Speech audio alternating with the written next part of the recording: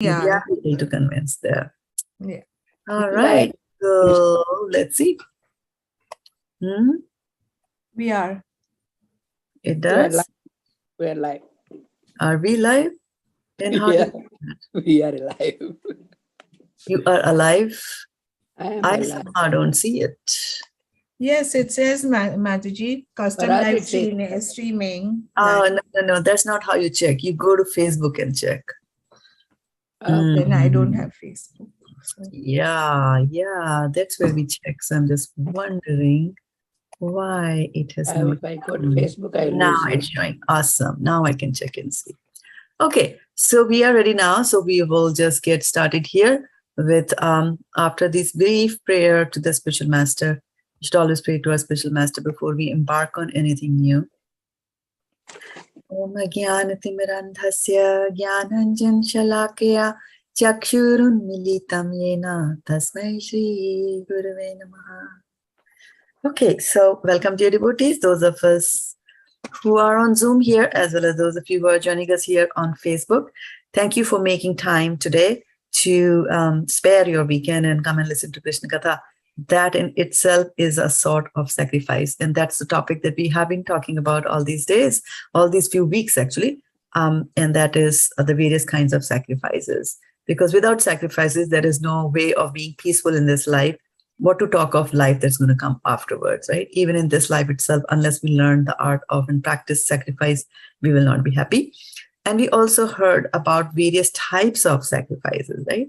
Starting with something which is very obvious. You have a Yagyakund and you put your things in there, right?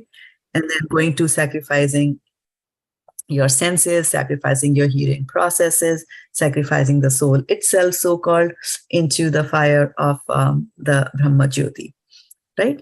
So those were a few of the things that were listed in all these verses as the way in which we can do some sacrifices.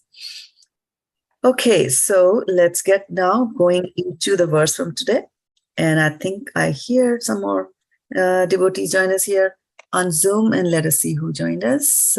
We had the Komal Radhe, we had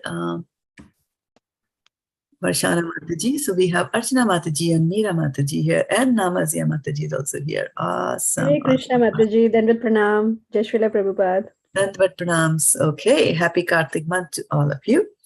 And so we are going to pick up a verse from Bhagavad-gita, and we're going to go a little bit into it today. And the verse is 4.30. And I'm going to start sharing my screen, bring up verse number 430 here. Can anybody confirm that they can see it? Yes. Yes, Mataji. Awesome. Okay, thank you so much. Bhagavad-gita 4.30. Sarvepete yagyavido yagya shapita kalmashaha yagya shishtamrita bhujo yanti brahma sanatanam. Sarvepete yagyavido yagya shipita kalmashaha yagya shishtamrita bhujo yanti deva sanatanam. Sarvepete yagyavido yagya shapita kalmashaha yagya shishtamrita bhujo yanti brahma sanatanam. So going into the synonyms here, sarva means all, that we know, right? Api, although apparently different. Ete, these.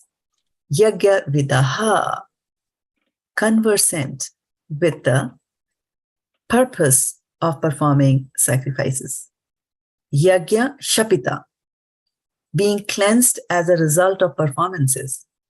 Kalmashaha, of sinful reactions. Yagya shishta, of the result of such performances of yajna. Amrit bhuja, those who have tasted such nectar. Yanti, do approach. Brahma, the supreme. Sanatanam, eternal atmosphere. So it's a very nice verse, very, very musical, and some nice words over here. Sarve piyate yagya vido yagya shapita kalmashaha yagya shishtamrito bhujo yanti dharma sanatanam. So which word do you like from here? that sounds good, or you liked it for whatever reason? Tell me. Is there any word that you like from this verse today? Yagya Shishta Mritabhaja. Yagya Shishtam Viprabhaja. Okay. So with Varshana Mataji likes this. Anybody else likes something else? Yajna Shipita. Yagya Shipita. All right. And then anybody else? Sanatanam, Mataji. Eternal. Sanatanam. Eternal. All right. Anybody else would like to pick something? You can pick anything. You don't have to pay for it. Kalmasha also is a good word. Kalmasha is a good word? Okay. It sounds very good, right? Sounds very good. Yeah. Yeah. And what does Kalmasha mean, though? Sinful reactions. It sounds very musical, right? That's the beauty of Sanskrit language, that it makes words sound so beautiful, although they are so bad. Sinful reaction. Kalmasha. Do you want some kalmasha? Do you want 2 cups of kalmasha? Coming up, 2 cups of kalmasha for you. No. Right? And it sounds like Namasya. it sounds like Namasya. Namasya, don't spoil that beautiful name. Namasya has got the word Nama inside it, and Nama is Harinama. So don't even go the route of Kalmasha. Kashmalam. Kalmasha. Okay. So very interesting word I will also bring in front of you, a verse that you have done earlier. And that is from our Bhagavad-gita chapter 2. It's a very interesting thing that Bhagavad-gita chapter 2 is the song of Krishna, where it's singing. Krishna is singing Bhagavad-gita. Gita means Geet is song, right? It's a song, poetry. And not necessarily that he was singing, because they had only X number of minutes to complete the Bhagavad-gita. How many minutes did they have, Varshana Mataji? Krishna and Arjuna. To complete the Bhagavad-gita. Hare Krishna. How many minutes do you know? Mataji, Do you remember? I couldn't hear your question. My question, okay. So I was asking that Bhagavad Gita says it's a Geet. Bhagavad means God. So it's a song of God. But I was saying that although it's a song, Krishna did not sing it because he had only X number of minutes to speak the Bhagavad Gita. So I was asking, what is X? How many minutes did he have? 48 minutes. 48 minutes. There you go. Right? So he had only 40 minutes. He can't sing the Bhagavad Gita in 48 minutes, right? So, right, it's a song. It's got poetic meter. It's nice rhythm, etc. is there, as you can see when we recite it and when we sing it. But he didn't have that much of time. And so for one full chapter, there is, Sanjay is narrating, and then Arjuna is also speaking a lot. And then in chapter number 2, it starts with, Sanjay is explaining again that Arjuna, when he sees that he's completely, confused, and he's sitting at the back of his chariot, having set aside his bow. And then he's saying that, he has got eyes full of tears, right? Tam tatha kripya vishtam ashnu purna kuleshanam vishidantam idam vakyam uvacha madhusudana. So then to this Arjuna, who has eyes filled with tears. So if somebody has got eyes filled with tears, when our children come to us with eyes full of tears, what do? Right? We hug them, and then we say, okay, it'll be okay. Everything will be all right. And let's see what God did. When Arjuna came to him, Arjuna was there crying that I cannot kill. How can I kill? Like that, right? So when all this is happening here, let's see what God says to him in chapter 2. So he opens, this is opening of the Bhagavad Gita. This is opening of his song. Krishna's song is opening with what? Kutasva kashmalamidam vishame samupastitam anarajistam asargyam akirti karam Arjuna. Krishna. So Bhagwan is using this word kashmalam. And what is the word that we have today? Kashmalam. Was it kashmalam? Was it kashmalam? No, It was Mataji. Kalmasha. Kalmasha. Right? So these are very close to each other. Kashmalam and Kalmasha. I just want to bring, it's so musical, right? Both these words sound so musical. But here, God is immediately saying, Kutaswa, Kashmalam. Kashmalam here is that from where has this dirtiness come into your, like these dirty thoughts, these are not, up to one who is an Arya. How are you thinking about that? The Kashmalam. And point to be noted is this is his song. This is his song, but he opens his song with scolding Arjuna. Arjuna is standing there with tears in his eyes and God is scolding him. So sometimes a little bit of scolding is also good because that brings us back to our senses.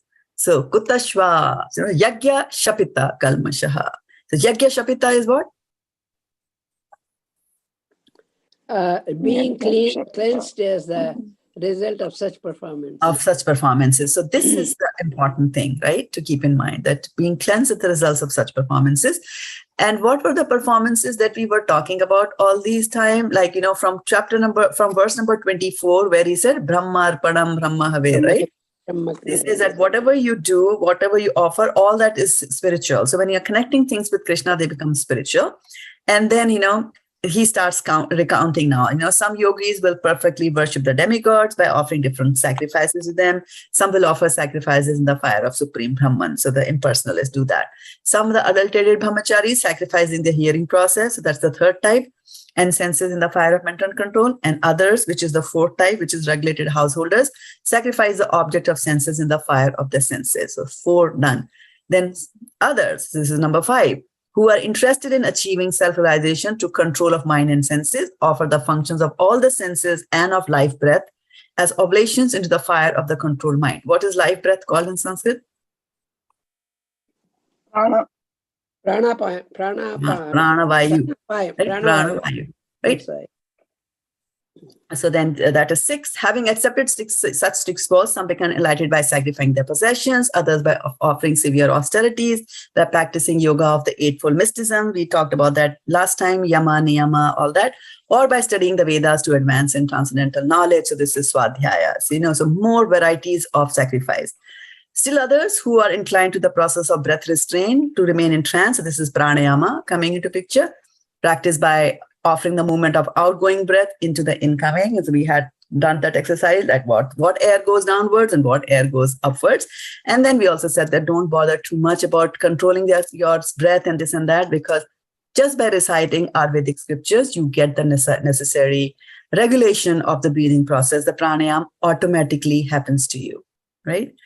Others controlling the eating process, so some are also not eating. So these are all the kind of things that, there are different kinds of varieties of sacrifices that people do. And so here in this particular verse, Krishna is saying that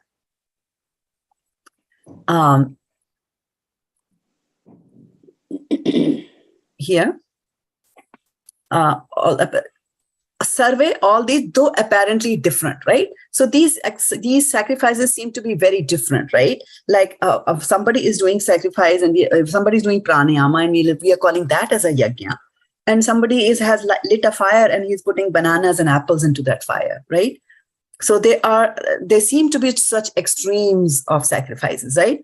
But we have to understand, right? So here's you were all trending. Somebody liked Yagya Shapita, somebody liked Yagya Shishta. I was thinking maybe Yagya is trending this Friday and then you will choose Yagya Vidaha, right? So Yagya Vidaha is actually conversant with the purpose of performance sacrifices. Yeah, Mataji, later I thought of this. Okay, good. I'm glad.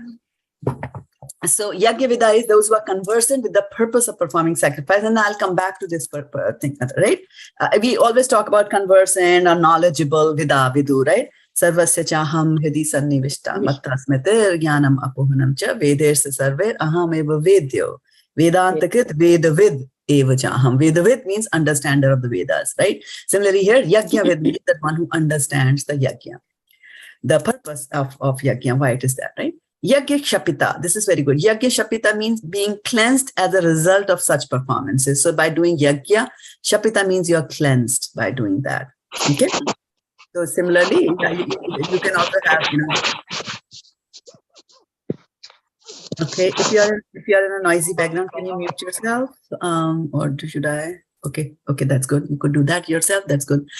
Yagya Shapita, right? Being cleansed as a result. So you can also be Jal Shapita. You could be cleansed by water, right? Mantra Shapita, you can be cleansed by a mantra, right? Soap Shapita, you could be cleansed by a soap, right? Depends on what kind of cleansing we are talking about. Kalmashaha is sinful reactions, although very musical sounding word here. Yagya Shishta, of the result of such performances of yagya. Amrita Bhuja, those who have tasted such nectar. Yanti, do approach. Now, does anybody remember the word yanti? Yanti appearing in some other verse in Bhagavad-gita? Yeah. Approach. I will give you one more word and I think you'll remember. Yanti Deva. What? Yanti what? Deva. Deva. One more. Yanti Deva Vrata. Yanti Deva Vrata Devan Pitrin Yanti Pritivata Bhutani Yanti Bhuteja Yanti Madhyaji Nopimam. So he says Yanti Deva Vrata. Those who worship the demigods go to the planet of the demigods. Those who worship the ancestors go to the planet of ancestors, right? Those who worship demigods go to the planets of demigods, and those who worship me, which is Krishna, they will come to Krishna's abode. Yeah? Yanti. Translation I could understand, Mataji. Sloka I couldn't get it. Okay. The Yanti, do approach. So that's one more verse there in Bhagavad-gita. Brahma, the supreme, Sanatan, eternal atmosphere. Translation by Srila Prabhupada. Srila Prabhupada ki jai. All these performers who know the meaning of sacrifice become cleansed of sinful reactions, and having tasted the nectar of the results of sacrifices, they advance towards the supreme eternal atmosphere. So what is eternal in Sanskrit? Sanatan, right? And what is supreme?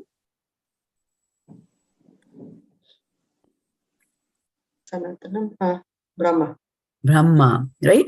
So Brahma is the supreme. So the word Brahma is used for in so many ways, right? It's the name of Brahma, of course, but then there is Brahma here, which also means supreme. So the nuances, I'm just bringing out the nuances of the language here for you. So he's saying that all these performances who know the meaning of sacrifices. So those who know the meaning of sacrifice in Sanskrit, what will you call them?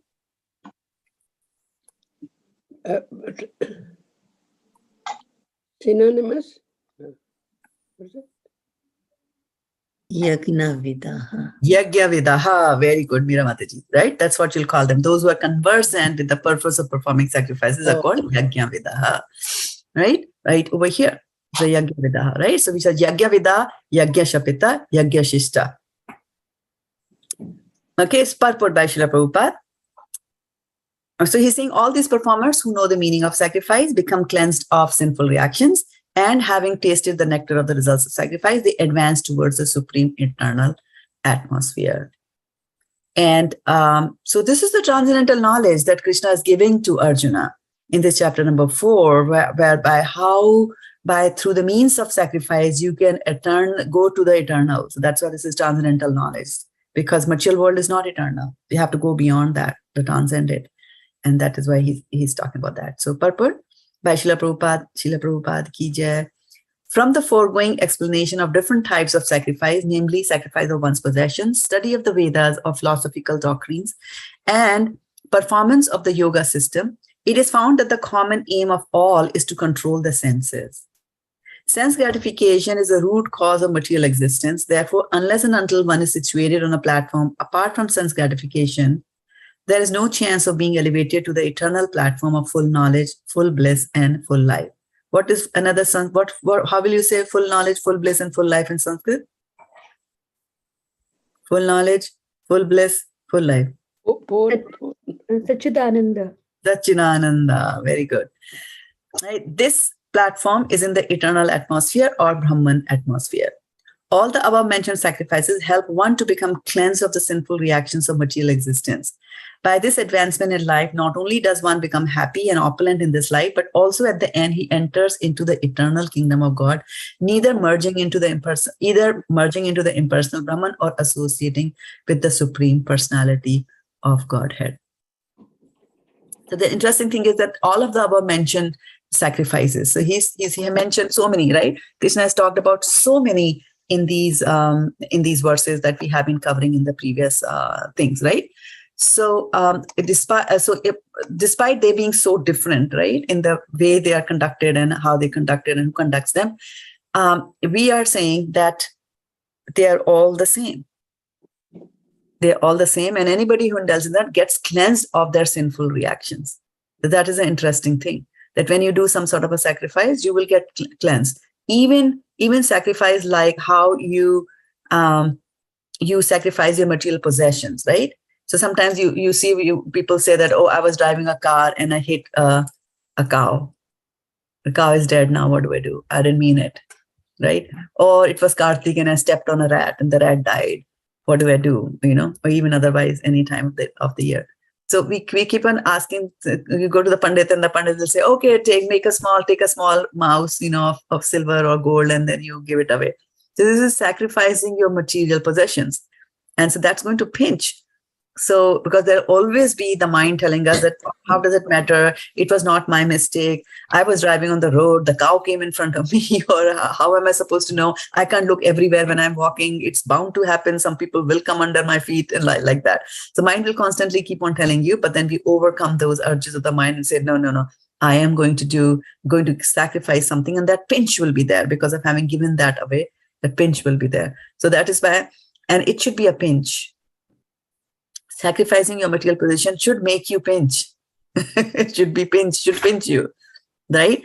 And that is why when it comes in the law, when law is studied and when there is crime and punishment, right? So the punishment should be in accordance with the crime, of course, but then it should also be such that it should affect the person who's being punished and put him on a corrective path so that he doesn't want to do that particular thing again. Right? And what I mean by that is, for example, if there is parking, right? Here, if you park in the wrong place, you get a parking ticket, right? So if I get a parking ticket, if I'm rich, I can pay away. It doesn't pinch me. But if I'm a student, it pinches me, right? So having a fixed fine for illegal parking, it is not very effective. It should differ depending on who is committing the crime. Right? If a student is committing the crime, maybe a $15 fine is bad enough for the student. But if a rich person is doing it, then, doing the same, then you should fine them such a way that it pinches, maybe $1,000, maybe $2,000, like that, right? It should be proportionate to how much you know, like that. So anyway, so that is why sometimes the Pandit will tell you, look at you or look at your means and tell you, okay, this size of a cow is fine. So somebody else, he might say, no, you give this much big cow. So it pinches. So the idea is that the tendency to commit that crime again should just go away, right? So there is this yajna, the results of the sacrifices. So you have to sacrifice your possessions. He's saying that, so there is the cleansing, yajna shapita kalmasha. So that cleansing will happen, right? And so and then there was also this word over here in this verse, Amrita Bhuja. Amrit Bhuja means those who have tasted this nectar. So when we look at yajnas, the normal yajnas that happen at your home, I used to be very happy. Even if it was a Shraddha yajna, I used to be very happy because that day they would make food without onions and I loved that food. So maybe I was in my previous birth not eating onion garlic and born into a family which that did. So I used to look forward to those. They're like, oh, very nice. No onion and garlic, right? And then fruits and all that, sweet, kheer and all that. So for me, Amrita Bhuja meant that, after the yajna, I get to nice Amrita, I get in a kuturi and I eat it as a child. But and then you will also see in our Shastras, right? So like Raja Dashrath, he was a very famous king, right? And he had 4 wives. What were the names of his 4 wives? What is the name? What are the names? Kaushalya, Kaikai, Three. Kausalya, Sumitra, Kaikeyi. Sumitra and who? Fourth. No, he had 4 children and 3 wives, right? 3 wives only. Kausalya, Sumitra, Kaikeyi. I don't know. He's I looking know for 4th only. wife. Yeah, only 3 wives and 4 kids because one of them had twins. Twins. Who are the twins? Bharata, Shatrughnal. Bharat and Shatrughan. Yeah. Ram, Lakshman, Bharat and Shatrughan. Okay. So anyway, so he was without children. And so the rishis told him to do a yajna. So he did a yajna, which was proper. There's fire, there is offering, Brahma Arpanam, Brahma Havir, right? So he was there. Priests were performing that for him. And then at the end of the yajna, they came and gave him some payasam, kheer, right? And it was like, okay, now share it with give it to your wives to have the kheer. So kheer is nice, tasty, sweet, amrit. So they had that. And then the purpose of the yajna was to get a son. So they tasted that and then they had sons, right? All of them had sons. So result of the yajna was, that amrit came, right? So amrit came out of the yajna and they ate that kheer that came from there. And so amrita bhuja is that they have tasted such nectar. Now, that is fine. I was tasting nectar from all these yajnic performers, because at the end of it, there was some prasadam, nice, right? But there are different varieties of yajnas, right? So if a person is controlling the breathing process, where is the payasam for him or her, right? So amrit doesn't necessarily, what I'm trying to emphasize here is that amrit doesn't necessarily mean that it'll be something sweet in a cup or in a bowl or in a glass that will be offered to you. Sometimes that sweetness comes from within you. From inside you, the sweetness comes. And then it's like, oh, I'm tasting it, right? It's like, for example, you spend a lot of time walking or you start doing any exercise of the body, right? And you start feeling happy and good. Nobody gave you a glass of juice that you're feeling so nice and satisfied. So Sometimes then our words also makes like sweet words, they say. Yeah. So amrit sometimes will not necessarily mean that it is something in a bowl that comes across to you. Amrit can also come from inside you when you go and do the yajnas, right? So let me share my screen again here with you. So yeah. So all these Yajnavidu conversant with the purpose of performing sacrifices. Yajna Shapita being cleansed as a result of such performances. And what gets cleansed? Your sinful reactions get cleansed. And that is what we have to do. Yeah, because we came here to this world with a tendency to enjoy material world. And what the yajna does for us is that it keeps us away from this enjoyment of the material thing. Like, I'm going to do sacrifice. I'm not going to eat. And we talked about how Dhruva Maharaj did such austerities and such huge sacrifices, right? He was a prince, but not eating food for such a long time, to the extent not even breathing like that. Right? So we are doing all these exercises. The idea is that from there, our sinful reactions that we have accumulated over lives, that is the purpose of that, right? If some people do not get children, a couple does not get children, from the shastric viewpoint, biologically you can explain it, right? But then science just explains it biologically and will say, okay, this is the reason, right? But then the question, and that is where usually science stops at that place, at that point, and does not go beyond that. Now, we should, but scripture and our spiritual knowledge goes beyond that. And what I mean by that is that science will say, okay, this is wrong, this is wrong, this is wrong, and that's why you're not having kids. Shastra will ask the question, why is that wrong? Why do you have a body like that you're not having kids? Although you are 3 queens of a very powerful king, why are you not having, like that? So Shastra will explain that all these things, why some people go into very long legal battles in life. Something or the other will happen, right? And that's it. You were driving, somebody came in front of your scooter, fell down, died, and that's it. Now you are endless trips to the court you have to make, right? Or, somebody died without giving a will. You happen to be one of those in the family. Now you have to fight like that. So all these things that come to our life are actually the results of our sinful reactions. So according to the amount of sins we have conducted, we will be awarded a suitable body in the next life to be able to undergo the reactions of those sinful activities. The only way to get out of that is to cleanse that record that is there. Right? And who can cleanse that record? Here is one way. They are saying, Yagya Shapita. Yagya, from doing the sacrifices, your sinful reaction. By the way, that's the only way. Or the mercy of the Lord, or the mercy of a devotee. Like that, right? So Yagya Shapita Kalmasha, that those will get cleansed through the Yagya.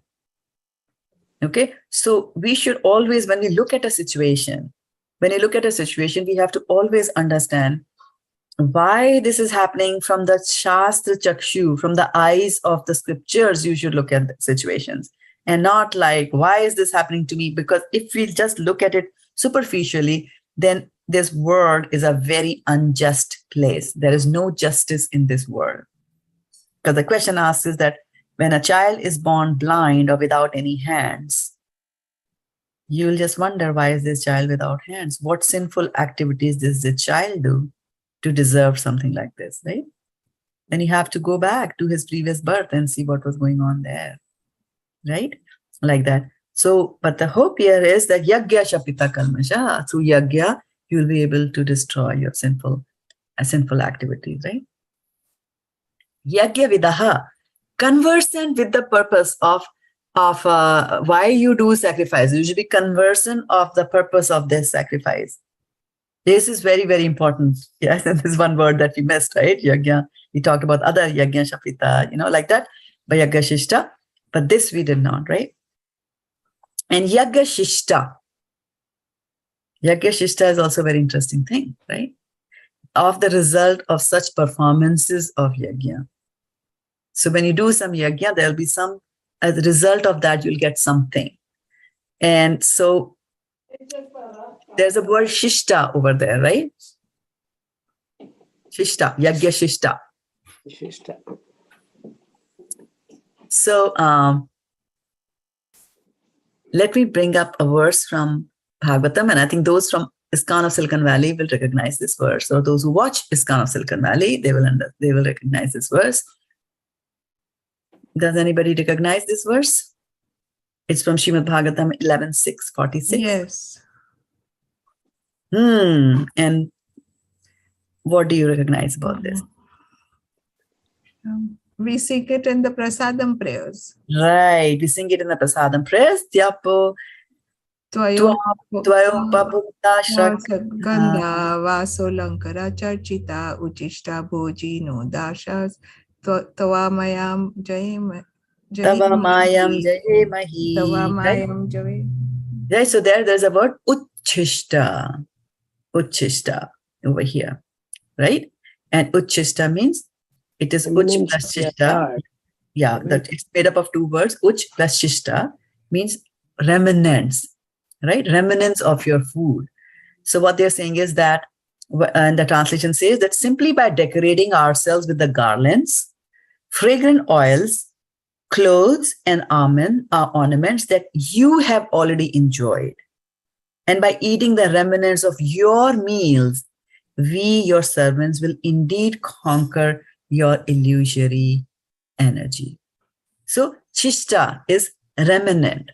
So we have to remember that in this we are praying just before honoring the prasadam. We do this prayer that we are honoring this, and what's going to happen when we honor this Uchishta is that we'll get over this illusory energy that binds us and forces us to commit sinful reactions, sinful activities over here, just by honoring anything that has been left by you, whether it is your clothes, whether it was a garment that you wore, And the interesting thing here is that Vaisheshika Prabhu always says that the servant of a rich person, the servant of a king, what sort of food does the servant of a king eat? Remnants. His remnants. Same, what sort? Same food as what the king eats. Yes. If the king had dahi vada, or he had puris made in ghee, then he will eat puris made in ghee because he's the servant, right? So just by being the servant of a king, you get to enjoy some of the facilities that the king has. So similarly, Krishna is the supreme king. So by serving Krishna, you will get his remnants. We offer food to Krishna and then we get the remnants from him. That's going to Uchishta Bhojano Hi Vasa. So that will make us conquer Maya. Why? Because Krishna has conquered Maya. So by getting in touch with Krishna, we'll also get those capabilities here. Right?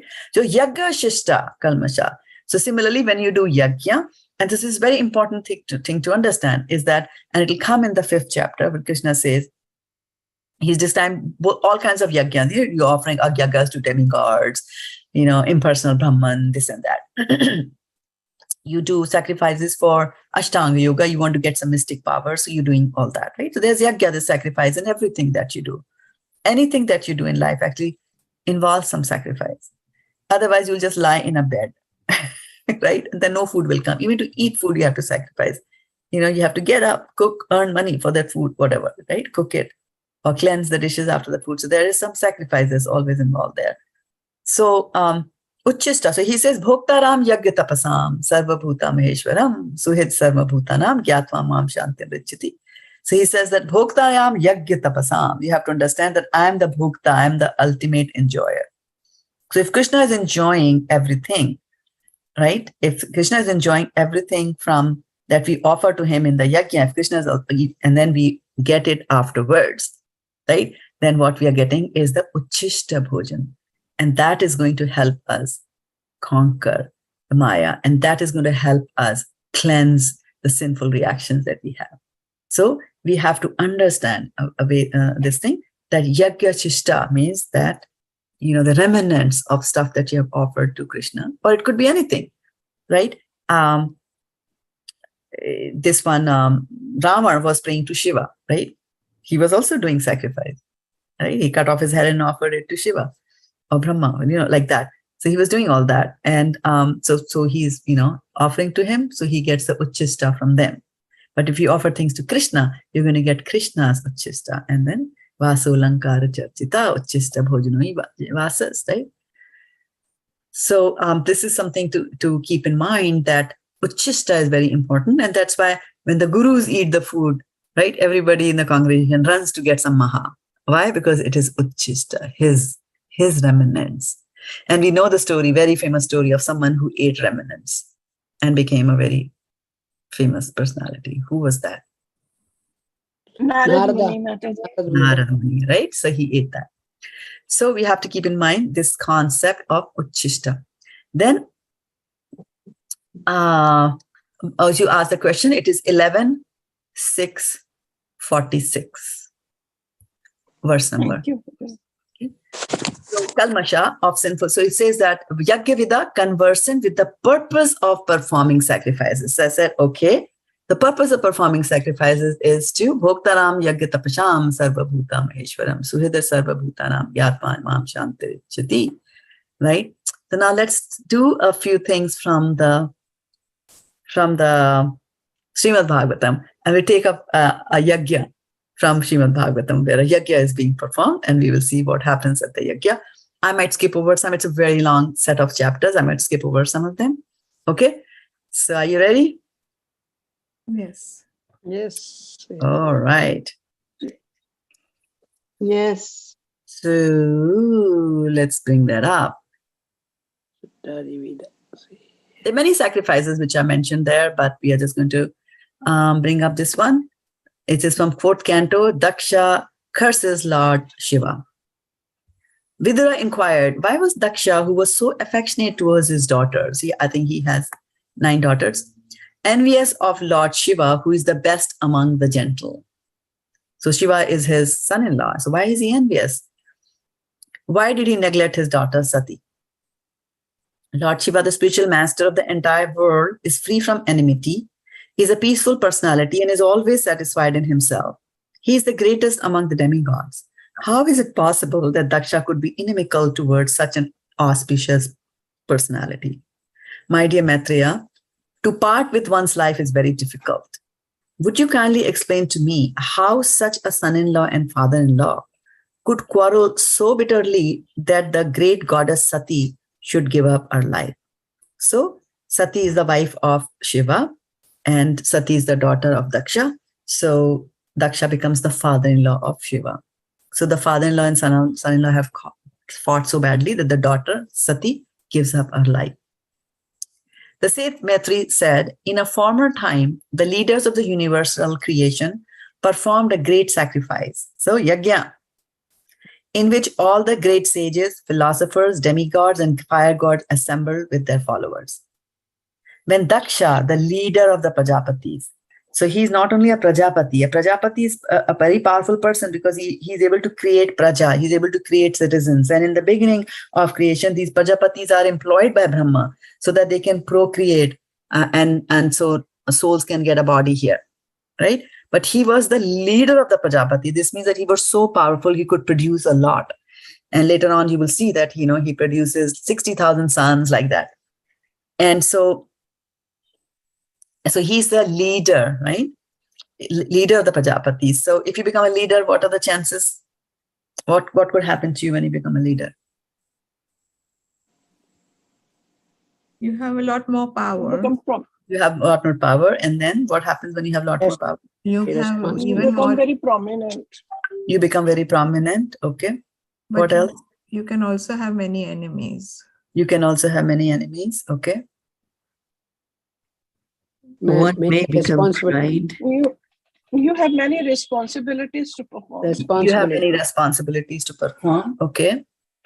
And Mataji, on the negative side, you'll have that kind of, sense of pride and arrogance too. You'll always have sense of pride and arrogance. Power corrupts and absolute power corrupts absolutely. Right? That's what they say. Okay, good. So let's see what happened to Daksha. When Daksha, the leader of the Prajapatis, entered that assembly, his personal bodily luster as bright as the effulgence of the sun. The entire assembly was illuminated and all the assembled personalities became insignificant in his presence. Influenced by his personal bodily luster, all the fire gods and other participants in that great assembly, with the exception of Lord Brahma and Lord Shiva, gave up their own sitting places and stood in respect for Daksha. Daksha was adequately welcomed by the president of the great assembly, Lord Brahma. After offering Lord Brahma respect, Daksha, by the order of Brahma, properly took his seat. Before taking his seat, however, Daksha was very much offended to see Lord Shiva sitting and not showing him any respect. At that time, Daksha became greatly angry, and his eyes glowing, he began to speak very strongly against Lord Shiva. By the way, the leaders of the universal creation performed a great sacrifice. So this is the beginning of the yajna, and see what is going on here, right?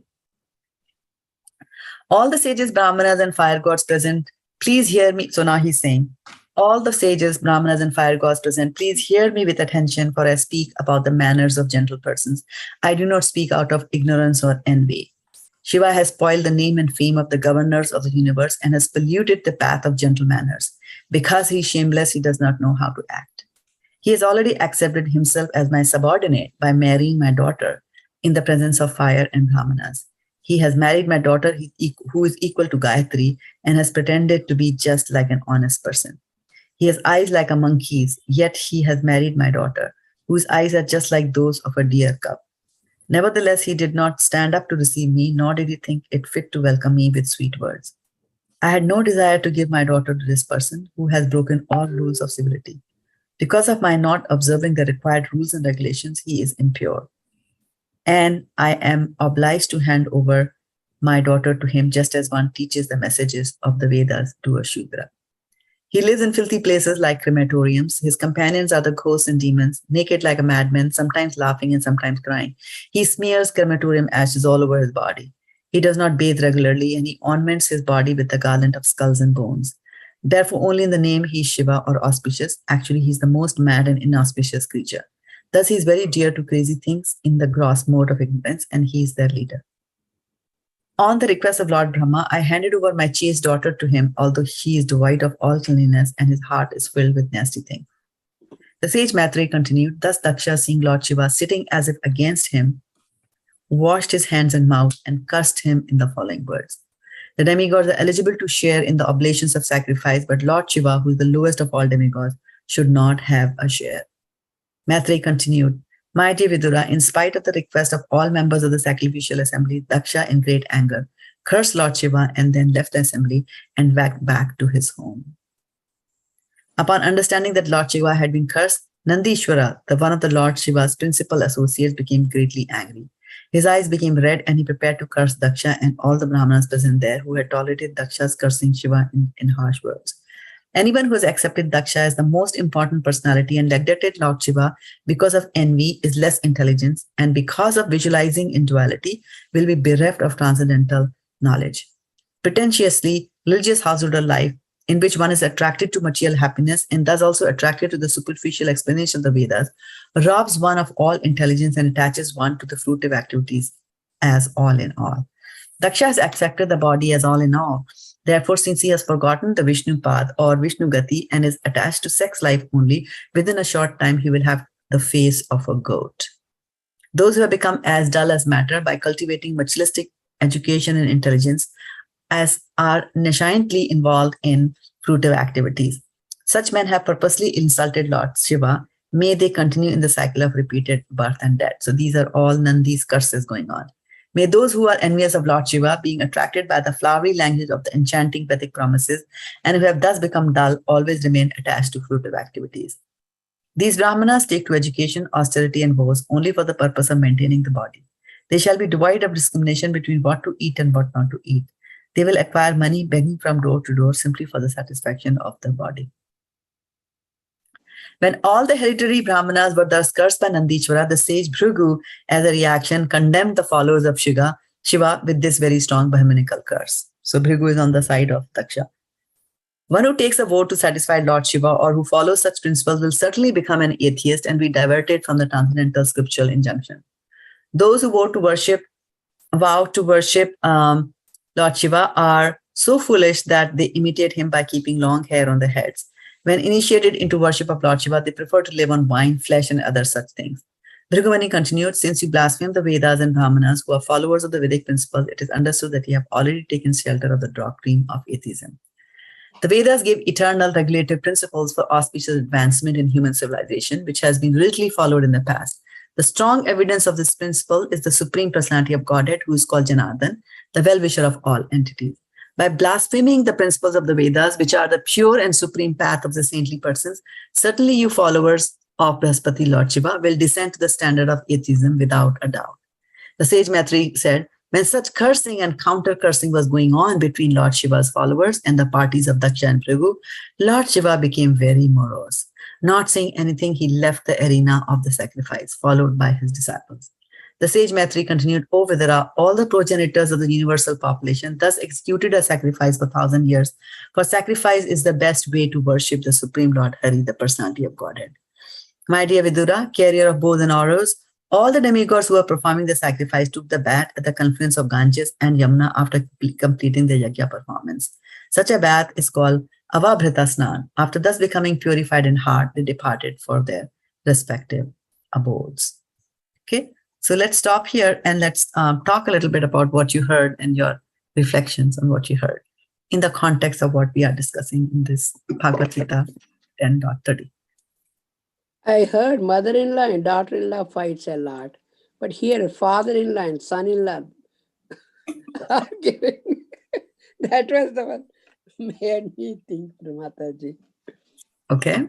But also, doesn't it seem for such a small thing like not getting up to give him respect that he went a bit too far in his cursing? Yeah. Especially when he knew that he is also a demigod, however he may be. Yeah.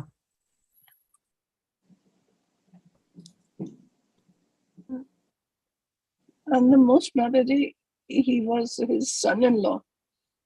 Yeah. And every father is careful about his daughter and her husband. If he curses him, our daughter will suffer.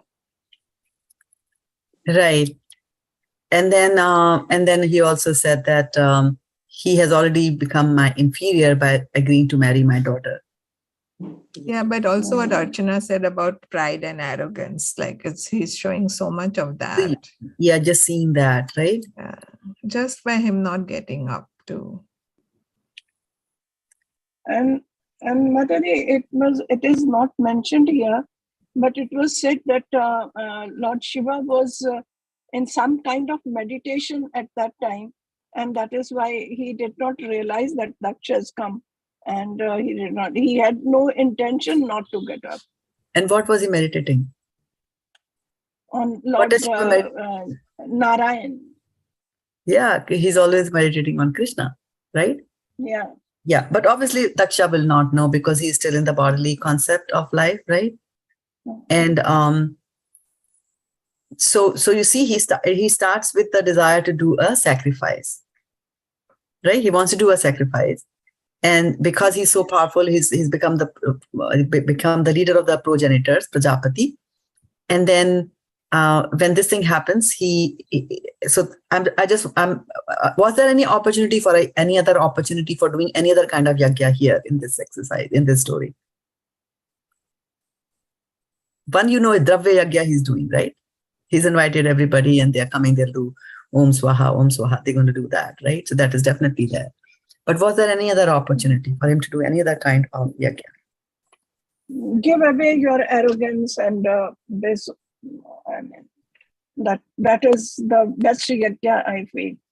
Right. And then we had said that yam and niyam, how you react with those outside and how you are inside, right? He could have done inside, he has got pride. So that has to be cleansed. Yagya shapita kalmashaha. And what yagya will do that? This yagya, obviously you see this dravya yagya. When you do dravya yagya of this magnitude, a huge dravya yagya, then, you have to be very sure about yagya vida. You have to understand the purpose of the yagya. His purpose of the yagya, you don't know what was the purpose of the yagya. So his purpose of the yagya, this one was definitely to become famous and like, I am something and I am doing it, and Shiva, you better get up. That was the attitude there, right? So he doesn't understand the real purpose of the yagya. And so there were opportunities for him to do another kind of yagya, and that is to control his senses. If he was insulted, or if he felt insulted, he should have controlled his mouth, controlled his tongue. Right, but we saw in the instances that he was very angry when this happened, and when Shiva is happening. So he's not doing the yam and niyam, right? So yam was do's and don'ts. Don't speak like that to somebody else. Don't speak like, especially to your son-in-law. And then again, what are you thinking inside? That was also there. So there were a lot of opportunities for him to do the other kinds of yagyas. And those, when you're in a state of such pride and arrogance, then that other opportunity, even if it's there, you are never going to see it at the time, right? At the time, exactly. And that is why there are these modes of material nature. And that's why they say that, you have to rise yourself to the higher levels, higher modes, because in lower modes, the mind doesn't act properly. It just works like that, right? See, when people are there in the lower modes, that's why Krishna said, Chatur Varnya Maya Shishtam, I have created these 4 divisions of society. So the Shudras, right? So Shudras who are there, Shudras are those who work, and they are given some money by the Lord and Master, right? He's salaried, he won't give, every month he'll give salary, every week he'll give salary, right? Or nowadays, right? In the old days, they were not given any salary at all. His master took care of everything, which meant that, if the servant's daughter is to get married, the master has to provide for that. They would not give the money to that person. Why? They're not capable of handling money. That is the consciousness which is there. You give him salary, what happens? What do our maid servants in India used to tell us about their husband? They'll go and drink. Right? That's the mentality, right? So when you're in the lower modes of nature, this is what happens. So you have to raise yourself to a higher mode, and then only can you think proper things. And I don't know if you notice or not, but when this cursing and counter cursing is going all around, Lord Shiva, who is in a much better mode, he felt very morose and he left. Right? Because where all these things are going on, you should leave that assembly. He left it. Right? So I would say that Shiva is doing a much better yajna over there. Mhm. He could have just, counteracted also, right, to that. But then it doesn't happen. Okay, do you want me to continue with the story or no? It's enough for today. Yeah. Mataji, like I have a question in this aspect only. I love it. Daksha, he's one of the topmost Prajapatis, and like still, he's not able to control his anger, right? I mean, that's why he got angry, because Lord Shiva, he did not show him the respect which he actually wanted. So even though he's on a little bit higher platform, still he's he's still under the modes of material nature. So that makes me feel like I am just a normal human being. So what are our condition? We are we have really long way to go. That's what I was just thinking on that.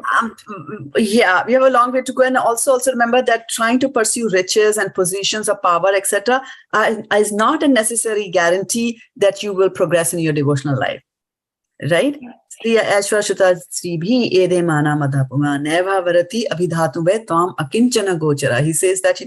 Kunti Maharani says in her prayers that height, birth, beauty, and all that. No, akinchana. When you become materially impoverished, then it is easy for us to remember God. Then it's easy. So don't think that that we are any lower than these people who live in the higher planets. Obviously, Daksha was not living here, right? So those people in the higher planet, the higher the opulence and the higher the enjoyment and the higher the powers that they have, the corruption also, chances of being corrupted also become more. So actually the demigods, they want to come here to the material planet where you are, Archana Mataji. Yes, Mataji. Because this is very conducive for doing devotional service. Right? If you're in the heavens, right, where some parts of America are heavens, what would you do on a Friday night? Right? Nothing. Yeah. So, but instead you are sitting over here. These kind of opportunities are there for us to do. So it was actually Shiva who is doing a proper yajna there. Yeah.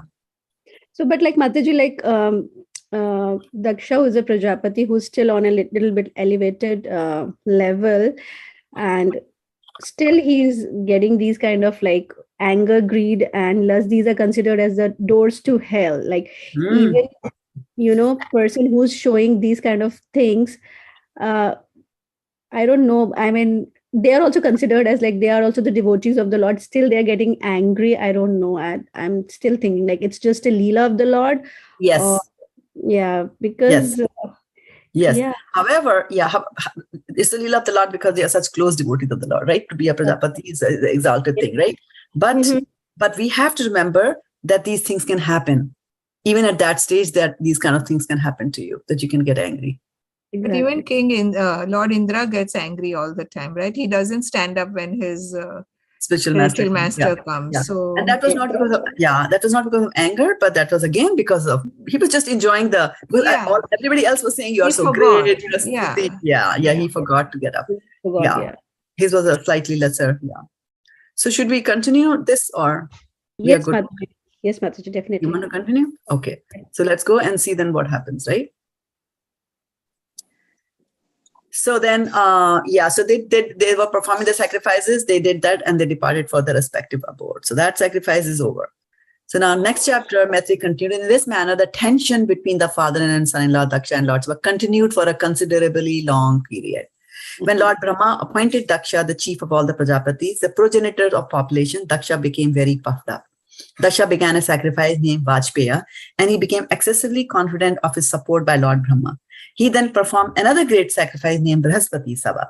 While the sacrifice was being performed, many Brahma rishis, great sages, ancestral demigods, and other demigods, their wives, all very nicely decorated with ornaments, attended from different parts of the universe. The chaste lady Sati, the daughter of Daksha, heard the heavenly denizens flying in the sky, conversing about the great sacrifice being performed by her father.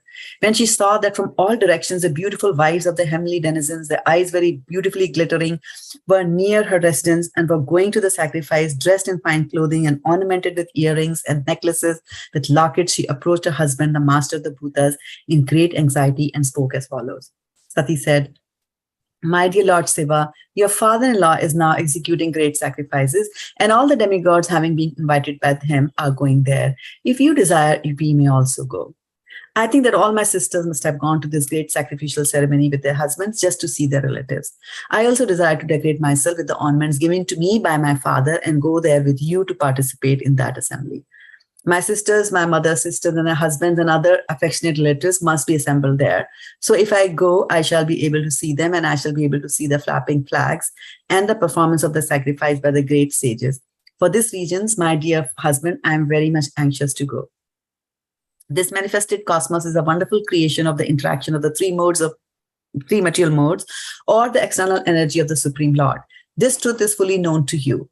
Yet I am but a poor woman, and as you know, I am not conversant with the truth. Therefore, I wish to see my birthplace once more. O never born, O blue-throated one, not only my relatives, but also other women, dressed in nice clothes and decorated with ornaments, are going there with their husbands and friends. Just see how the flocks of white aeroplanes have made the entire sky very beautiful. O best of demigods, how can the body of a daughter remain undisturbed when she hears that some festive event is taking place in her father's house? Even though he may be considering that I have not been invited, there is no harm if one goes to the house of one's friend, husband, spiritual master, or father without invitation. O immortal Shiva, please be kind toward me and fulfill my desire. You have accepted me as half of your body, therefore please show kindness toward me and accept my request. The great sage Maitreya said, Lord Shiva, the deliverer of the hill Kailash, having thus been addressed by his dear wife, replied smilingly, although at the same time he remembered the malicious, heart-piercing speeches delivered by Daksha before the guardians of the universal affairs. The great Lord replied, my dear beautiful wife, you have said that one may go to a friend's house without being invited. And this is true, provided such a friend does not find fault with the guest because of bodily identification and therefore thereby become angry towards him. Although the 6 qualities, education, austerity, wealth, beauty, youth, and heritage, are for the highly elevated, one who is proud of possessing them becomes blind, and thus he loses good sense and cannot appreciate the glories of great personalities.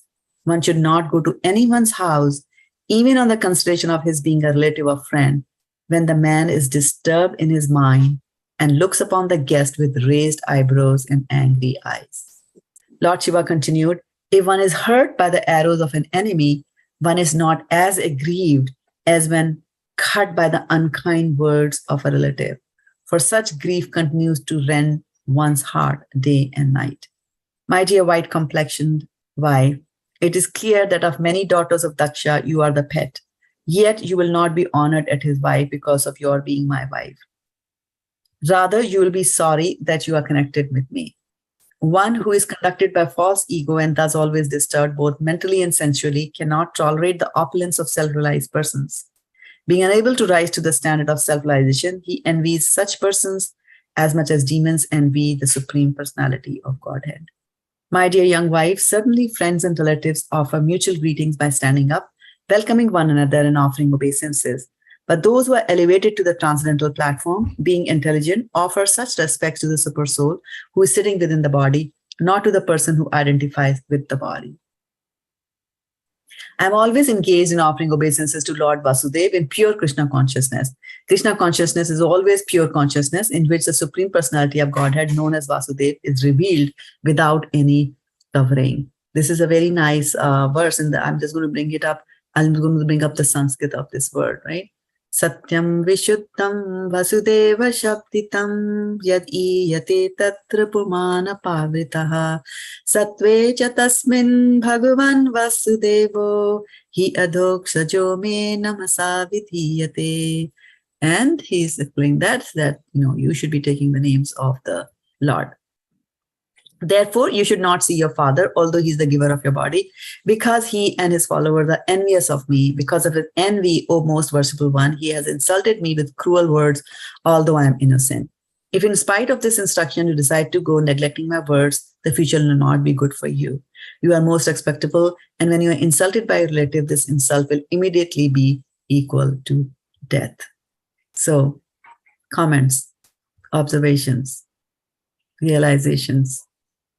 Yes, Yeah, Shiva any told us. result, Madhuri, any insult is equal to death. I mean, Lord Krishna also told Arjuna that when they blaspheme you, you will be, that is more than, Worse death. than death. So it is better, yeah. Yeah. I was just remembering. Go ahead. There was somebody else also saying something.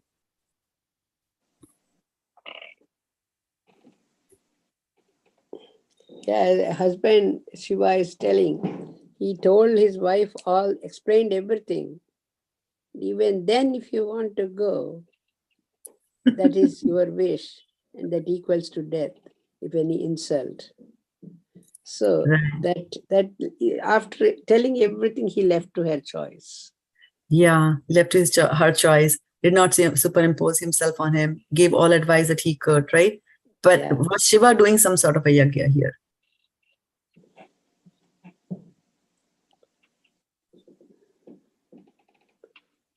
I think so, because he is trying to control, even though his father-in-law was so rude and insulting to him, he's not using any of those words or repeating that to his wife. Yes, right. Although he's smiling, he's talking to wife in a smiling manner, although he still remembers the hurtful words that Daksha had spoken there, right?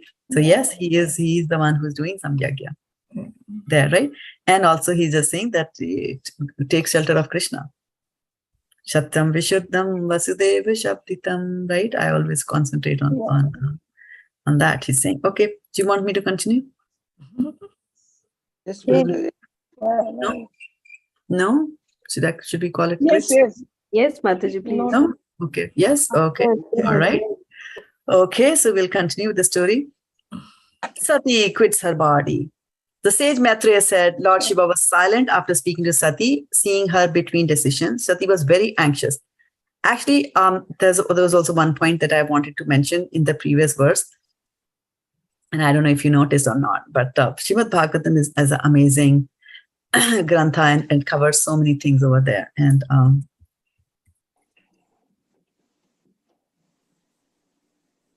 she says, I think that all my sisters must have gone to this great sacrificial ceremony with their husbands just to see their relatives.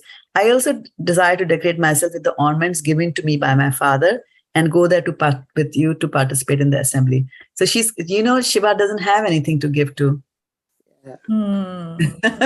And she's making a dig there, right? My father gave me this. That kind of thing, any husband, if wife says like that, my father gave ornaments, I'm going to decorate myself. So I don't think any husband can tolerate that. Yeah. Though he's poor. But then it shows how elevated Lord Shiva is, that he doesn't think it necessary to even explain that. Yeah. So this glorification of Shiva. Yeah.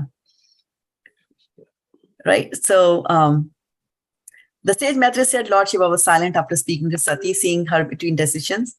Sati was very much anxious to see her relatives at her father's house, but at the same time, she was afraid of Lord Shiva's warning. Her mind unsettled, she moved in and out of the room as a swing moves this way or that. Sati felt very sorry because the mind is going here and there, right? So my body also goes there. Remember when we were talking about Hatha Yoga and all that, right? Then the mind controls the body controls the mind, like that. Sati felt very sorry at being forbidden to go see her relatives at her father's house, and due to affection for them, tears fell from her eyes. Shaking and very much afflicted, she looked at her uncommon husband, Lord Shiva, as if she was going to blast him with her vision. What do you say to that? Thereafter, Sati left her husband, Lord Shiva, who had given her half his body due to affection. Breathing very heavily because of anger and bereavement, she went to the house of her father. This less intelligent act was due to her being a weak woman. When they saw Sati leaving alone very rapidly, thousands of Lord Shiva's disciples, headed by Maniman and Mada, quickly followed her with his bull, Nandi, in front and accompanied by the Yakshas. The disciples of Lord Shiva arranged for Sati to be seated on the back of a bull and gave her the bird which was her pet. They bore a lotus flower, a mirror, and all such paraphernalia for her enjoyment and covered her with a great canopy. Followed by a singing party with drums, conchs, and bugles, the entire procession was as pompous as a royal parade. She then reached her father's house where the sacrifice was being performed and entered the arena where everyone was chanting the Vedic hymns. The great sages, Brahmanas, and demigods were all assembled and there were many sacrificial animals, as much as pots made of clay, stone, gold, grass, and skin, which were all requisites for the sacrifice. When Sati with her followers reached the arena, because all the people assembled were afraid of Daksha, none of them received her well. No one welcomed her but her mother and sisters, who, with tears in their eyes and with glad faces, welcomed her and talked with her very pleasingly. Although she was received by her sisters and mother, she did not reply to the words of reception. And although she was offered a seat and present, she did not accept anything. For her father neither talked with her nor welcomed her by asking about her welfare. Present in the arena of sacrifice, Sati saw that there were no oblations for her husband, Lord Shiva. Next, she realized that not only had her father failed to invite Lord Shiva, but when he saw Lord Shiva's exalted wife, Daksha did not receive her either. Thus, she became greatly angry, so much so that she looked at her father as if he were going to burn him with her eyes. The followers, Lord Shiva, the ghosts, were ready to injure or kill Daksha, but Sati stopped them by her order. She was very angry and sorrowful, and in that mood, she began to condemn the process of sacrificial, fruitive activities and persons who are very proud of such unnecessary and troublesome sacrifices. She especially condemned her father, speaking against him in the presence of all. The blessed goddess said, Lord Shiva is the most beloved of all living entities. He has no rival. No one is very dear to him, and no one is his enemy. No one but you could be envious of such a universal being who is free from all enmity. Twice born Daksha, a man like you can simply find fault in the qualities of others. Lord Shiva, however, did not only find no faults with others' quality, but if someone has a little good quality, he magnifies it greatly. Unfortunately, you have found fault with such a great soul. It is not wonderful for persons who have accepted the transient material body as a self to always engage in deriding great souls. Such envy on the part of the materialist persons is very good, because that is the way to fall down. They are diminished by the dust of the feet of great personalities. Sati continued, my dear father, you are committing the greatest offense by envying Lord Shiva, whose very name consisting of two syllables, she and va, purifies one of all sinful activities. Yagya Shapita. So this is also Yagya. His order is never neglected. Lord Shiva is always pure, but no one but you envies him. You are envious of Lord Shiva, who is a friend of all living entities within the three worlds. For the common man, he fulfills all desires, and because of their engagement in thinking of his lotus feet, he also blesses higher personalities who are seeking after Brahmananda. Do you think that greater, more respectable personalities than you, such as Lord Brahma, do not know this inauspicious person who goes under the name of Lord Shiva? He associates with the demons in the crematorium. His locks of hair are scattered all over his body, and he is garlanded with human skulls and smeared with ashes from the crematorium. But in spite of all these inauspicious qualities, great personalities like Brahma honor him by accepting the flowers offered to his lotus feet and placing them with respect on their heads. Sati continued, if one hears an irresponsible person blaspheme the master and controller of religion, one should block his ears and go away if unable to punish them. But if one is able to kill, then one should try by force cut out the blasphemer's tongue and kill the offender, and after that one should give up his own life. Therefore, I shall no longer bear this unworthy body which has been received from you, who has blasphemed Lord Shiva. If someone has taken food which is poisonous, the best treatment is to vomit. It is better to execute one's own occupational duty than to criticize others. Elevated transcendentalists may sometimes forego the rules and regulations of the Vedas, since they do not need to follow them, just as the demigods travel in space, whereas ordinary men travel on the surface of the earth. The Vedas, there are directions for two kinds of activities for those who are attached to material enjoyment and activities for those who are materially detached. In consideration of these two kinds of activities, there are two kinds of people who have different symptoms. If one wants to see two kinds of activities in one person, that is contradictory. But both kinds of activity may be neglected by a person who is transcendentally situated. My dear father, the opulence we possess is impossible for either you or your flatterers to imagine. For persons who engage in fruitive activities by performing great sacrifice are concerned with satisfying their bodily necessity by eating foodstuff offered as sacrifice. We can exhibit our opulences simply by desiring to do so. This can be achieved only by great personalities who are self-renounced and self-realized souls. You are an offender at the lotus feet of Lord Shiva, and unfortunately, I have a body produced from yours. I am very much ashamed of our bodily relationship, and I condemn myself because my body is contaminated by a relationship with a person who is an offender at the lotus feet of the greatest personality. Because of my family relationship, when Lord Shiva addresses me as Dakshayani, I at once become morose, and in my jolliness and my smile at once disappear. I feel very much sorry that my body, which is just like a bag, has been produced by you. I shall therefore give it up. Maitreya, the sage, told Vidura, O annihilator of enemies, while thus speaking to her father in the arena of sacrifice, Sati sat down on the ground and faced north. Dressed in saffron garments, she sanctified herself with water and closed her eyes to absorb herself in the process of mystic yoga. First of all, she sat in the required sitting posture, and then she carried the life air upwards and placed it in the position of equilibrium near the navel. Then she raised the life air mixed with the intelligence to the heart, and then gradually towards the pulmonary passage, and from there to between her eyebrows. Thus, in order to give up her body, which had been so respectfully and affectionately seated on the lap of Lord Shiva, who is worshipper of the great saint, sage and saints, Sati, due to anger towards the father, began to meditate on the fiery air within the body. Sati concentrated all her meditation on the holy lotus feet of her husband, Lord Shiva, who is the supreme spiritual master of all the world. Thus she became completely cleansed of all taints of sin and quit her body in a blazing fire by meditating on the fiery element. Okay, so I'm going to stop here and take some reflections. What do you say? Yeah, that's a very, very good comment she said, Mataji. Unworthy, this body I got from you, she tells her father, is not worth. And the way she said, see, I got this body from you, but I don't want this one. This kind of relationship I don't need. Actually, as a lady, she wanted to see her sisters and husbands and everybody, and wanted to go to her parents' house. But then when he behaved like that, she couldn't tolerate any lady, husbands. If anybody insults husband, I don't think any lady will take that kind of thing. I don't know. For me, I felt that. Okay, good. What about others? Chandamati, I have a question, because they show how exalted she is because of all this that she tells her father, right? But then there's just one word there before she leaves where they said that she's a weak woman, but it's not weak, is it? Just to want to go to your father's house, is it called weakness? There is, well, everybody has their weak moments, right? It is a weakness because despite the fact that the husband is saying that if you go there, it won't have the right result for you. Shiva says that very clearly in the previous chapter. Yeah. You go, but still you're going, right? Still there is that attraction towards the father, the desire to see the father, to wear jewelry and show off, so to speak. That kind of superseded and completely conquers her obligations as a wife. Like how Vidyavali was saying that, you won't tolerate something. Somebody says something about your husband, you won't tolerate, but she's willing to tolerate that and still go to her father. So there's some weak moments are there.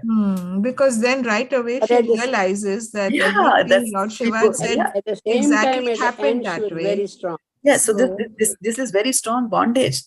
And Kunti Maharani says, Vrishnishu, the Vrishnis, Vrishnis is her Maika. Right? She says, I want this to be, I want this attachment to the Maika to go away. This is a strange, ladies have this strong attachment to their parents. The lady has all kinds of personalities, Mataji. Weakness and then strong personalities. They can be strong, yeah. Nice, strong decisions she can take. Yeah. And sometimes actually, with relationships or something, she will be, that's natural. It gets a little bit, weakness comes in between. But when she took the decision lastly, she says, I am unfortunate and this is not this body I don't want from the body you have given. And then of course we see Sati was doing pranayama, right? That's what I was saying, that we were going through that whole thing of the process of breathing and controlling just in the previous verse, inward and outward, and she does exactly that. She does exactly the same. And then I also said that, you raise your pranavayus and you can have the soul leave the body from here. And in this case, she also had brought out the fiery element of the body, right? And, we said, where this chapter 15, it says, right, how he digests the food, the fire of digestion. There's fire in her. So she was able to take that fire and then bring it out and use that fire to immolate herself. She dies, right? Yeah. So she does that. So she's doing that kind of a thing, right? So it's interesting. There's so many aspects to that, right? Yeah. And then a very interesting thing is that Yagya Shapita Kalmasha. So I'm going to bring up that the verse from what we read just now. while Sati is doing all her, she concentrated all meditation on the holy lotus feet of her husband, cleansed of all taints of sin, and her body, and quit her body in a blazing fire by meditation on the fiery elements, right? So now, who is she meditating upon? Shiva, right? Lord Shiva. Right, Shiva, right? And then, so who knows the story after that? From the Sati's perspective.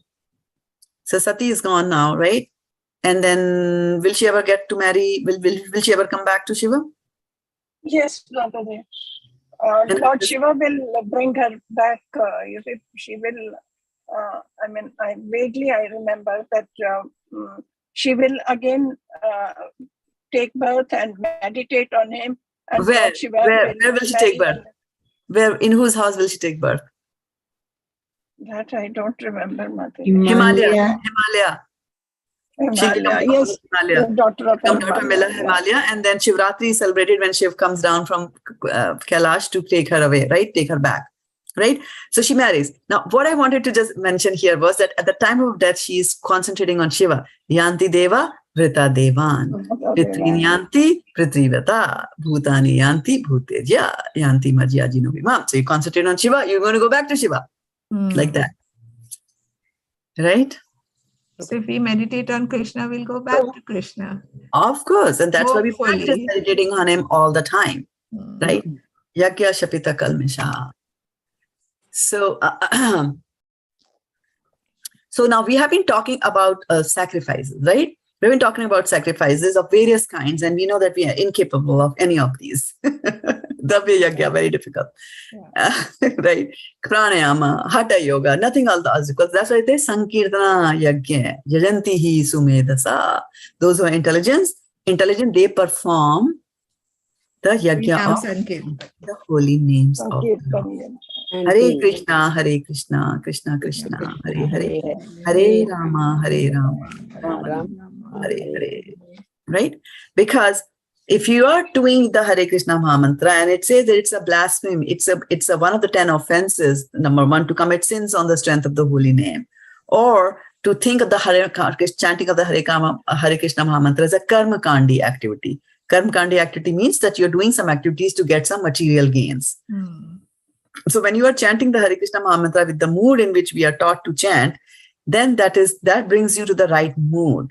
Even though there was this huge and this big sacrifice, and one might just see that, the demigods are there and such a wonderful act. But then look at the consciousness that Daksha had at that time, or that he was displaying, right? His two things. Why do you think he has done the second yagya? Number one, so that people will think great about him. And number two, to insult Shiva. He does this great yagya and will not invite him. So dual purpose, 2-point agenda he has got there. So he is not yagya vidu. He does not understand the purpose of yagya, right? Yagya vidu means bhoktaram yagya tapasad loka maheshwaram, that Krishna and Vishnu is the ultimate for all the yagya. The best and the easiest is to say Hare Krishna, Krishna Krishna, Hare Hare, Hare Rama, Rama Rama, Hare Hare. And that is why I was just saying that Namazaya has got the Nam in her name, right? She already has it there. And one of the things about this Kalmashaha, right? Kalmasha, Yagya Shapita Kalmashaha. So what does it do? Kalmasha is the sinful reaction. Yagya Shapita, the Yagya will cleanse your sinful reaction. So chanting the holy names of the Lord will also do that. Yeah. Because that's also Sankirtan Yagya. That's also a Yagya that you do, hear and chant. So you are sacrificing your speaking and you're sacrificing your hearing all into the holy names of the Lord. And it is said about the holy names of the Lord that the holy names of the Lord are so powerful. And they are, I remember, and Vidyavadhu is watching us, she will know, that when we grew up, there were only, I think, one or two, or to my knowledge, there were only two types of soap. One was Sunlight for the elite, and other one was Hathi brand sabun, which was for, not so elite. So, and that's all. And then there was Surf. And then slowly Nirma came.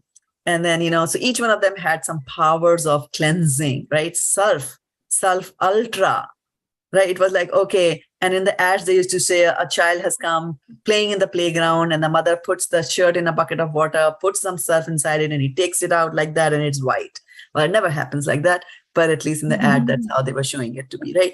So there are certain, what I'm just trying to emphasize is that, there will be mantras and there'll be yagyas, but then there are some which are the ultra mantras like the surf ultra. And they will do the yagya shipita. So they have very great shipata power. They've got a great power to cleanse you of all the dirt that we have in our heart, right? Hito darpanam.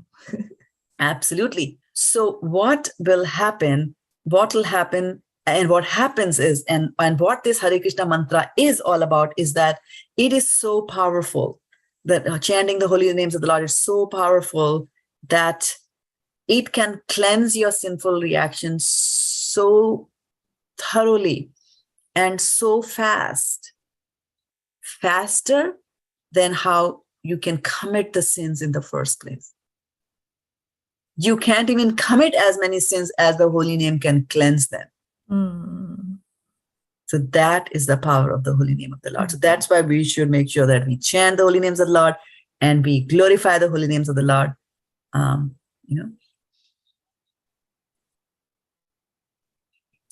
And spread the Hare Krishna mantra to everybody there. Okay, so we'll stop here. And our dear Sutapa Mataji is actually in India.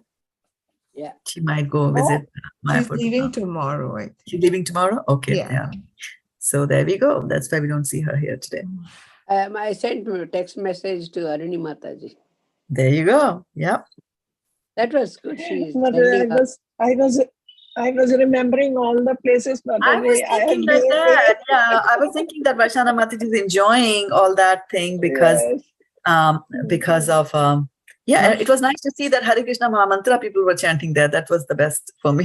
Yeah. And Vaishana Mataji, you sent such a beautiful video for the origin of the Ganga. Thank you for that. Yeah. Who said that? Who had said that? Vaishana Mataji. Yeah. Very nice. I like the way, you could see the aerial view. Yeah. Mataji, Vaishana Mataji. Like Vidyavadhu Mataji, my sister was based in Uttarkashi for 8 or 9 years. So she has been very close to all these places. And I went from Delhi once to meet her. So, I mean, all of you, of course, know that all these beautiful pictures that I was just thinking as these beautiful pictures came from Aruni Mataji, I was just thinking that we are just seeing the beauty of the place, right? We are seeing nice pictures, nice, temples and rivers and all that kind of stuff. What we are not seeing, and I was thinking about this chapter of Bhagavad-gita that we're reading, what we are not seeing is the arduous journey they have taken to reach that beautiful place. And it is a scary ride. After I went to meet my sister once, I said, I'm going to come next time when there is a helicopter service from Delhi to your place. I'm not coming. And then, of course, few years after that, I came to USA. So there was no going back there. And she also moved and all that. But that is what really brave of her to take it. Take that trip. Exactly. To take that trip, and then especially being accustomed here, these are perilous journeys, and so this is what it is with devotional service also, that to get to that height and they get to that is the yagamrita, right? That enjoyment that you're getting will involve some yagya in the beginning. There will be a rough ride for you till you go and achieve that. And then I was also noticing the power of devotee association. Who would have thought, Vindhyavali Mataji, that somebody will go all the way up there and pray for your grandmother? Right? Devotees do that. When she wrote that, I was like, oh my goodness, Yeah, very nice. I requested her, wherever you go, just pray for her. And then, wherever she goes, I felt like I'm going with her all those places. I wrote to her, Mataji, that there is a place after Badrinath temple. There is a place, Mataji, you go ahead, but I don't know whether there is any bus service or anything. It was not there then. You have to walk up. We walked up till there, Mataji, where Bhimshila was kept. She showed the pictures of that, right? Yeah, we crossed that. And then there is a place, Mataji, from kind of a gufa, the water is coming and half the water is going to Tibet and half the water is coming to India. Oh, what a beautiful division of water. And after that, Motherji, we wanted to go ahead, but then the person, resident of that place who was with us, walking with us, he said, don't go, there are too many bears and you won't be able to come back in time. You should go early in the morning. And there's a Saptasidi Mataji, from where all the Pandavas, they went up to there.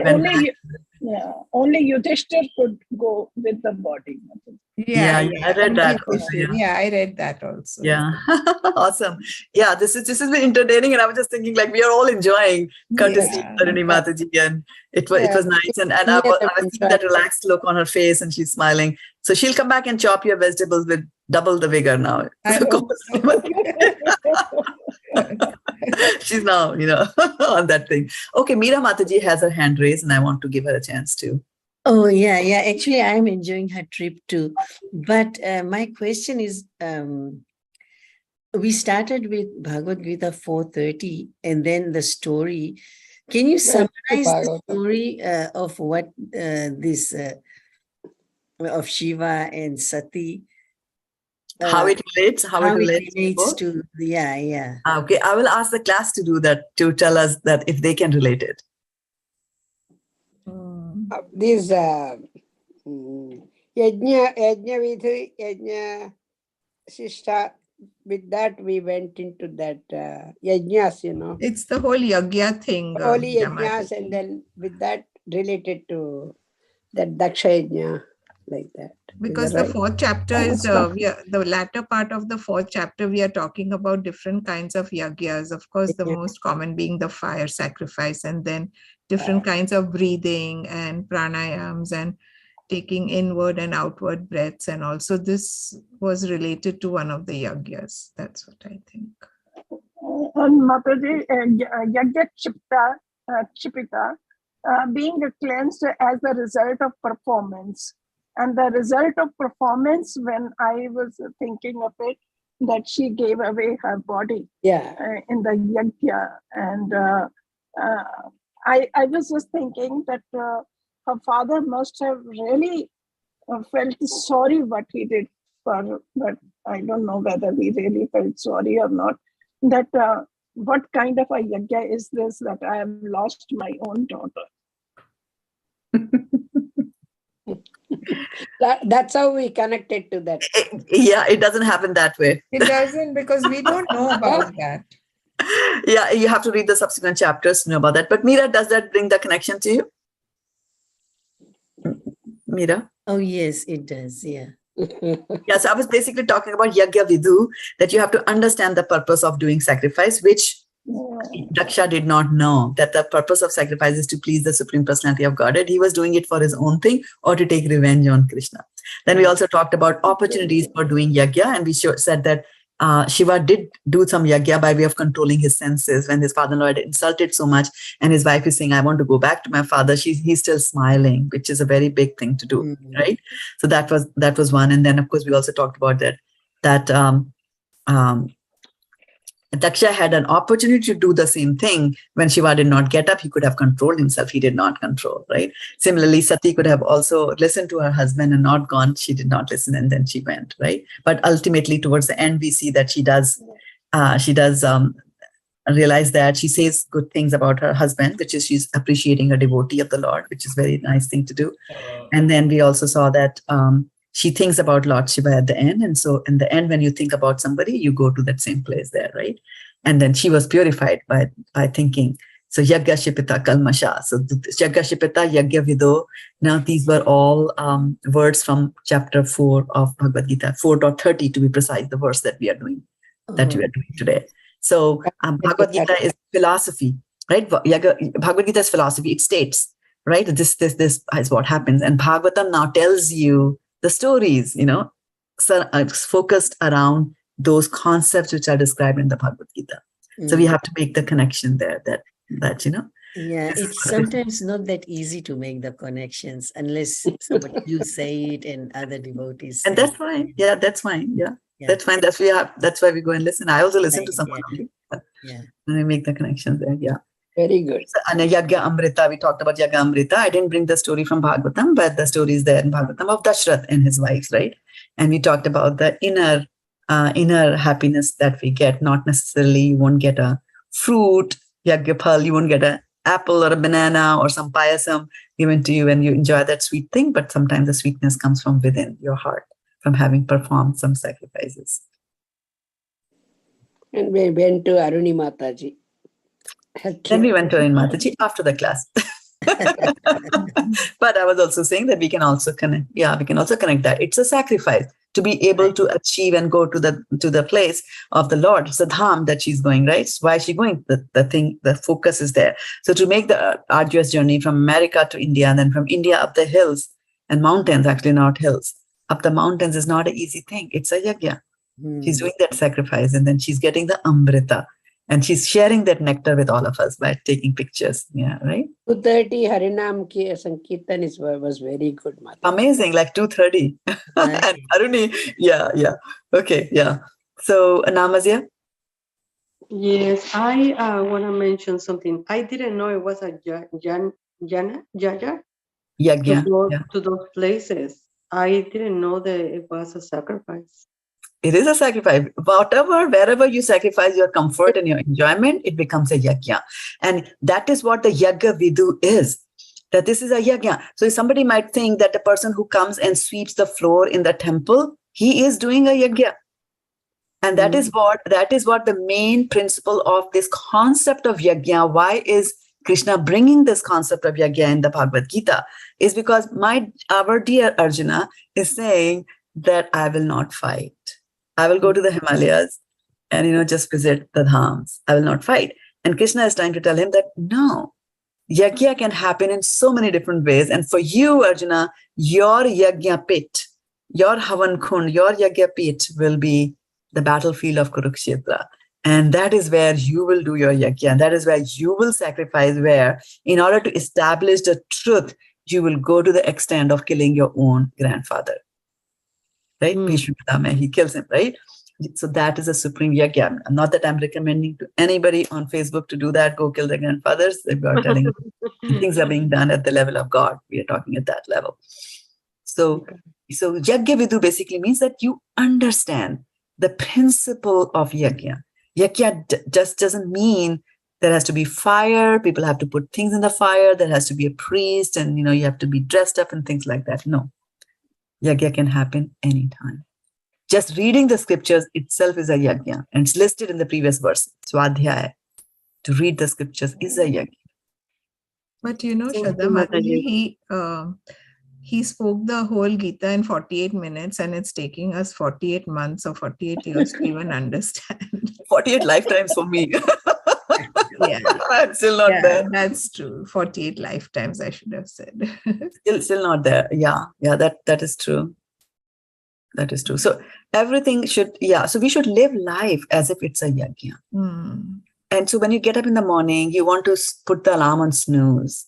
And then we say, no, I need to get up because I have to chant my prayers. I have to take a shower, whatever, right? That's a yagya. Right? When somebody sits down, goes and attends classes on computers, and then comes back and wants to develop a system so that he can publicize Prabhupada's books or programs about the temple, it is a yagya. It is a yagya. And that is the principle of yagya. Yagya vidu means that. So I understand what sacrifice is. Sacrifice is not sacrificial fire. The kids in the temple are very happy on initiation day. Oh, there's going to be fire sacrifice. But there are other fires also in which you go and sacrifice. The fire of self-control, in which you put all your senses. They are burnt like that. So you see, it's a very beautiful concept. Yeah, I knew yagna in a very limited sense. Limited sense, yeah. So Krishna expands. The Bhagavad-gita expands our knowledge. Right. And without this class, I wouldn't have understood even. That is true, Mataji. Our acharyas, yeah. And that is what Prabhupada says, that we should read his books scrutinizingly. And also, right? Mataji, the blazing fire, like of our own material existence, right? That's also we need to. Vyasta. Yeah. For the grihastha, it's a fire, right? Yeah. Yeah. See, they do it so many times, the mothers go hungry because the child, the child is growing. I mean, I remember my mom when she was carrying my younger sister. My brother was in the 12 years, 13 years age that time, and the kids are very hungry. And in those days, at least my mom used to do that. I mean, you need some flour, and then you put it, and then you will eat just from there. It was not like, oh, we need more roti. Need some more flour. It was not done like that. We lived a very controlled life that way. I think I'm more indulgent now here. So he was a growing boy. So and every chapatis were counted. Like, this one eats 2, this one eats 3, and that's all you will make, and that's it, right? And no after dinner snacks or any of those kind of things. And so, but he was in a growing mood, so he ate his chapatis and then her chapatis and everybody, and she went without food. And I'm just thinking, wow, grihastha jivan, you have to sacrifice. And she was, pregnant, too tired to make it again or whatever, So you're right, Sukumalade Mataji, there is fire in Grihastha Ashram also, big fire. Yeah. It's a big sacrifice. Grihastha is a big Sacrifice. Yeah. Yeah. Very tough. Yeah. So yajna is lighting fire, and there is fire everywhere, and you light fire everywhere. A grihastha will switch on the electrical cooking range, right? That is the fire in which they are making, sacrificing the time, the energy, money, offering to Krishna and all that. Yeah. Yeah. Vaishana Mataji, she gets up really early in the morning when the times change and to attend this class. That is yajna. Yeah. People drive for 50 miles to come to the temple. That is yajna. It is a yajna. When is the time changing, Mataji? I was just thinking. November. I think November it changes, right? The first Sunday in November. The first Sunday in November. Sunday, November. There you go. You got it. For me, every day starts around 5 o'clock, 4:30, like that. I wake up, Mataji. 7:50, I'll be ready for the class. Bhagavatam. Every day. Awesome. See, that's yajna. No Saturday, no Sunday. Every day. Very nice. I enjoy that. Krishna Katha. Very nice. So I just looked at the time. It's 7:45. I should take leave because I've got other meetings coming up. And I need to go and light my lamp. Yeah, I have to do that too, mine. For us, 10:45. Me too. All right, you need to go to sleep. Vaishana Mataji, you need to go to work. Your day is And full. we need to sing the Damodarashtakam. Yes. I already did in the evening. Awesome. Okay. All right. Vanchikalpatarubhyasya kripadindubhya patitanam pavnebhyo vaishnavebhyo namo namaha. Gopavipate Hari Hari. Thank you, Shraddha Mataji. Thank you. It was the best Thank you all class. for joining us here. Hari Bol. Bhagavatam and Bhagavad-gita we had. 2 in 1. 2 in 1. You have to pay